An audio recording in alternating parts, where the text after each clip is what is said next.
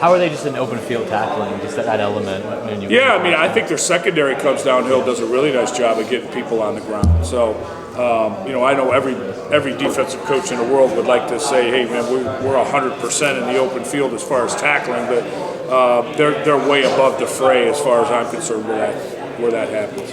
Coach, with Jordan Faison, obviously he's doing stuff for you guys, play some more crossing, just the commitment that he has, the point he can go down to everything. What stands out most about him? Just that he's a true competitor. And it doesn't matter whether it's winning a national championship with our lacrosse team or helping us try to get in position to do the same with our football program. He likes to put his toe on the line and compete against anybody he can and in any sport that he can, and does a great job of doing it. What kind of loss is Cooper Flanagan? Yeah, I mean, Coop's kind of my hammer. You know what I mean?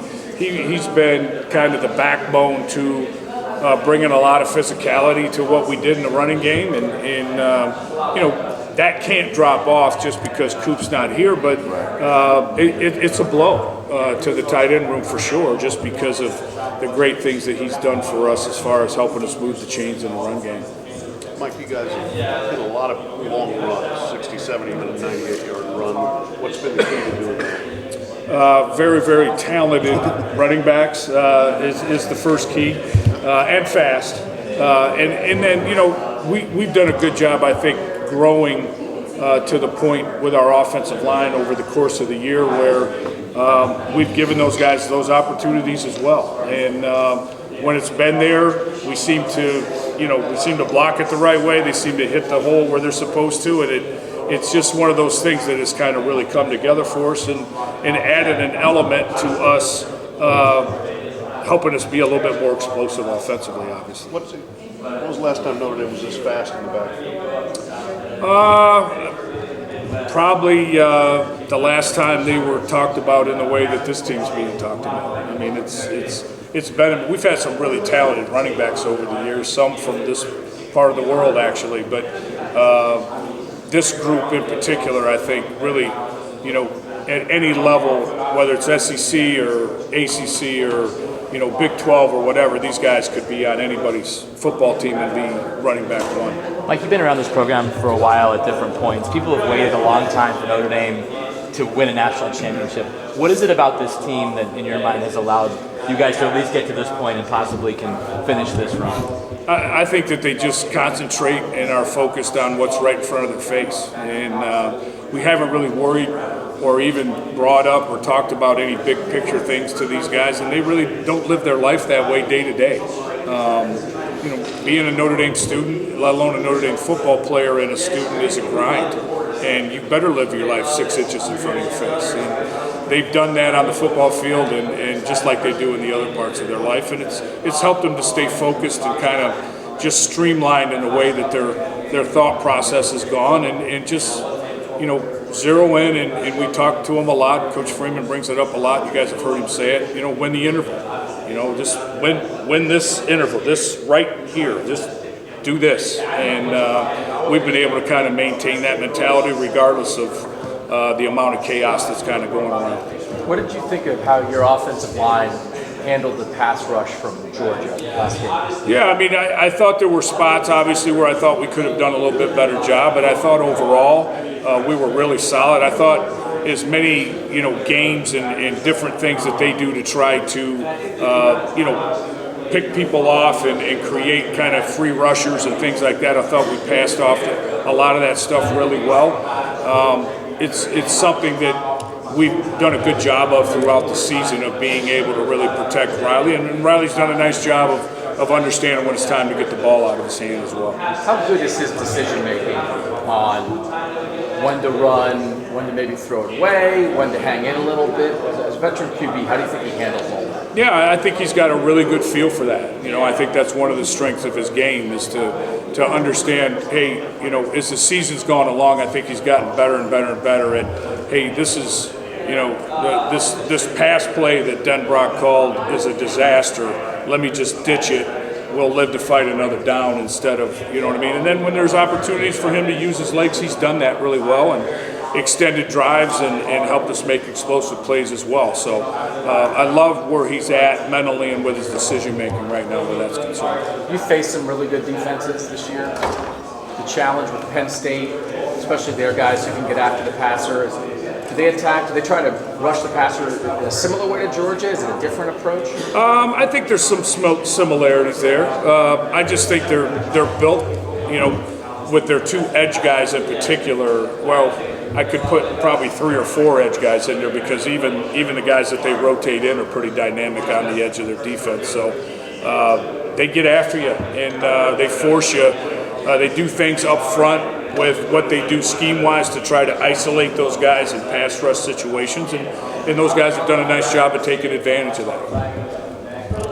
I asked Marcus about the 2 running backs before the Georgia game, and he was like, "Hey, we got a 3rd guy who's working in here too." What has Aneyas been able to do to sort of, and you saw that pop up in that game, a couple of plays that he was able to make for you. What has that done to have another guy in the backfield? Yeah, I mean it's been nice, obviously, with Jeremiah at times being a little bit banged up, to be able to rotate someone else in there to gain some experience. Aneyas has kind of taken hold of some of our 3rd down. Being kind of our 3rd down auxiliary back, if you will, whatever you want to name it. He's very capable of playing on 1st and 2nd down as well. But I think he's done a nice job in whatever role was given him.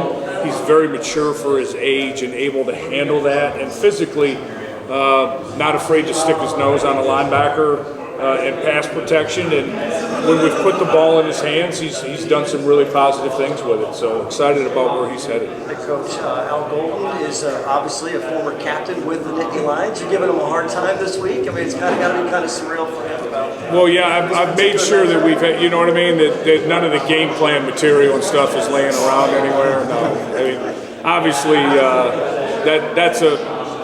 I didn't even understand that or know that until someone brought it up to me earlier in the week, which I think obviously makes it a very special situation for him in particular.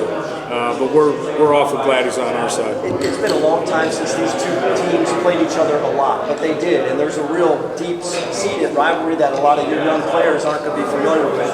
Coach Golden obviously is, and the fan base is as well. I mean, your perspective on just how traditional and classic a rivalry this is. Yeah, I mean, I think back to, and there's a picture in our football building, the Guglielmino now, that is the goal line stand where, I'm not sure if it's Corey Minor or who it is, the linebacker's coming over the top of the pile in the snow. It's just one of those iconic photos, and to go along with an iconic rivalry of 2 great programs that obviously have demonstrated sustained success over the long haul, and there's no reason that either one is not going to come into this game with a little bit of a chip on their shoulder ready to go get it. Mike, you've coached a lot of places.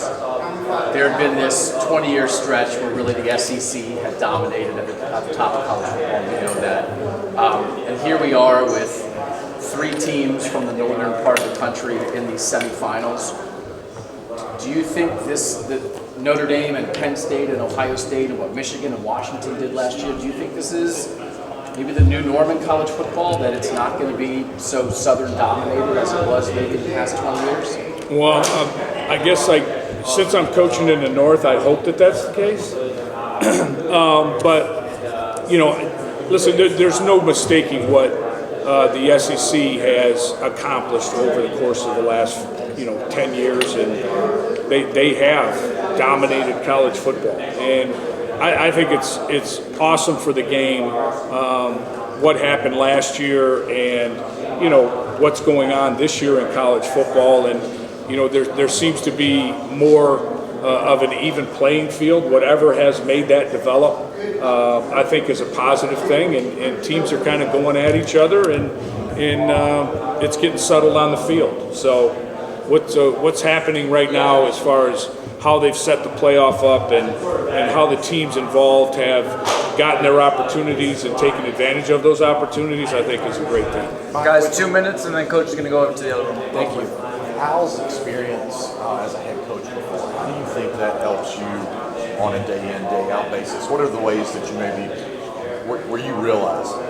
Yeah, I mean, obviously when him and I and Marcus sit down and have conversations about schedule and have conversations about atmosphere and have conversations about logistics or whatever that happens to be, what an invaluable resource to have him with his experience and the things that he's accomplished as a head coach in the room to lend perspective, to lend experience, to lend really just a good mind for the game, and not just in the way he coaches, but the way he thinks it. And so I think it's invaluable when it comes to preparation to have that type of experience on top of what Marcus already has and brings to the table as well. So you have a situation like at the end of the Georgia game where you're running the whole punt team off, bringing the offense on. How do you guys work on those unique game situations throughout the week with the guys? Yeah, I mean that's